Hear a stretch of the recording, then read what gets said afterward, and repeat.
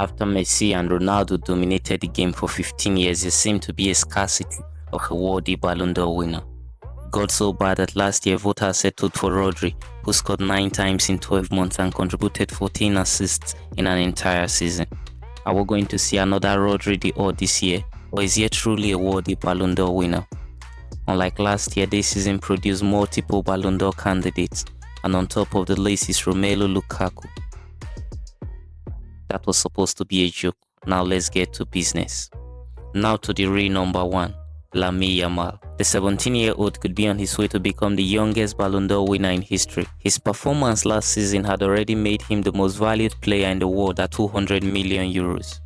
He played 55 games last season, scoring 21 times and providing 26 assists. And for the first time in 36 years, he helped Barcelona win all domestic trophies, a humiliation for bitter rivals Real Madrid. He was inches away from reaching the Champions League final for the dramatic elimination by Inter Milan. But these are not the real reasons why he's the top contender for the award.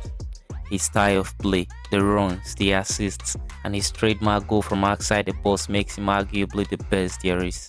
Winning the Nations League would have boosted his chances, but Nuno Mendes somehow managed to keep the untouchable star in his pocket. If Yamal continues like this, he is certain to win multiple Ballon d'Ors in the future, but maybe not this season, because another of his teammates was also on top of his game. Raphinha, who almost left Barcelona last summer, played like a beast all season, scoring from left, right and center. In terms of trophies, Yamal isn't better than him because they won the same number of trophies, and in terms of goals and assists, he might just be going home with the prestigious award. He also won the La Liga Player of the Season, which means he was technically a better player than Yamal in the league. He played 56 games for Barcelona last season, scored 39 goals and provided 25 assists. That is a total of 64 goal contributions in 56 games, an average of more than 1 goal contribution per game. Here is the real choker. During the 2013-2014 season, Cristiano Ronaldo scored 17 goals and provided 5 assists in the Champions League, making him the highest goal contributor in a single season. This season, Raphinha equaled that record with his 13 goals and 9 assists in the competition. Raphinha was on top of the list for the Ballon d'Or contenders for the majority of the season until Barcelona's sudden elimination from the Champions League. Since then, many have replaced him with Ousmane Dembele after the Frenchman won the Champions League with PSG. If Dembele doesn't win this year's Ballon d'Or, many football fans could ask the same questions they asked after Vinicius Jr. failed to win it last year. No player has had a more productive 2025 from either an individual or team perspective. He won a treble of domestic titles with PSG and helped win the club's first ever Champions League trophy. He contributed significantly to PSG's success, scoring 35 goals in all competitions and providing 15 assists. It was the best season of his career. He scored crucial goals against Liverpool and Arsenal in the knockouts of the Champions League and provided 2 assists in the final. Many, including Cristiano Ronaldo, believe Dembele should win the prestigious award. Some have argued that the Nations League could play a role in determining this year's winner, but none of the top contenders lifted the trophy with Portugal.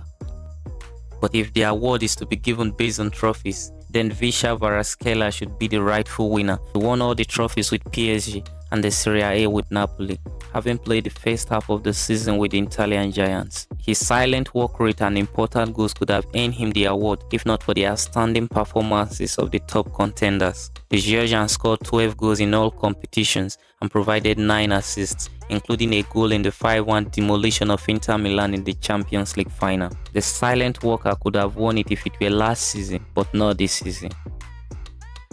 What about Pedri? Let's be honest, Pedri is not here because of goals or assists. He got just 6 goals and 8 assists last season. So why is he even in the Ballon d'Or conversation? Simple. He's the closest thing we've seen to Andres Iniesta in a very long time. His perfect passes and his composure under pressure are unreal, and he controls the tempo of the game like he's in charge. If Rodri could win the Ballon d'Or with calm midfield mastery and without flashy stats, then why not Rodri? He may not fill highlight reels every week, but he fills hearts and trophy cabinets. He was a key part of Barcelona's domestic dominance last season, and every team he faced knew the danger wasn't just who scored, but who started it all. If Rodri could win it, then Pedri can. But if the number of goals scored is given so much importance, then Kylian Mbappe is the man. Mbappe may not have had a dream start at Real Madrid, but 43 goals and 5 assists say otherwise.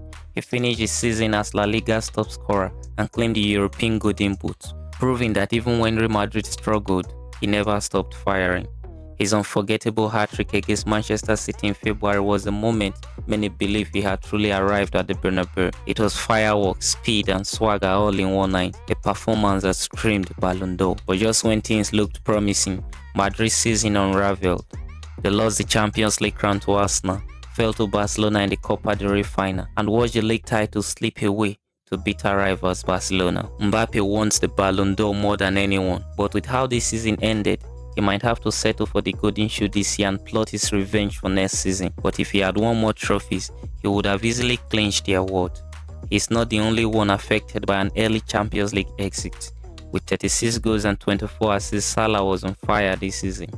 Premier League champion, Liverpool's undisputed talisman, and finally back to his devastating best under Arne Slot. He delivered like a man on a mission, but just when it looked like the Ballon d'Or was his to lose, disaster struck. Liverpool crashed out of the Champions League in the last 16, and Salah vanished in the Carabao Cup final defeat to Newcastle. The narrative shifted. He won the Premier League, yes, but in a year like this where there's Yamal, Raphinha, and Ousmane Dembele, Salah might just be on the sidelines. At 32, this might be Salah's last real shot at the Golden Ball. But hey, if Modric could win it at 33, who says the Egyptian king can't do the impossible? Maybe he can try again next season.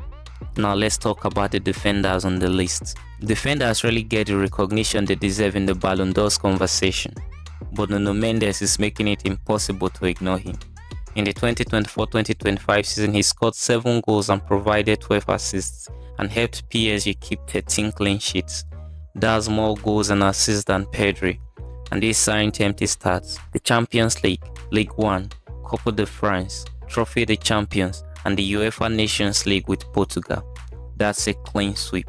But what really sets Mendes apart is how he does it.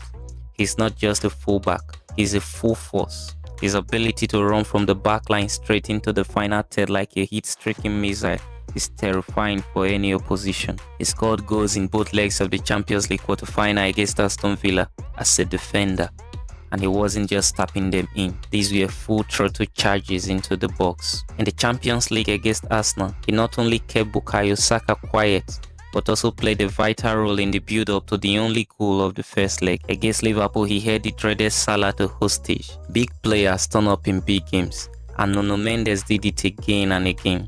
Then came the UEFA Nations League final, Portugal vs Spain, Mendes vs Yamal, and guess what? Mendes didn't just contain the most hyped teenager on the planet, he outshined him.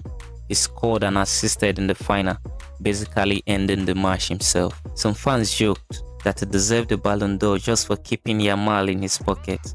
Had it not been for the era of counting goals and assists, Mendes is one player who should climb the Ballon d'Or podium.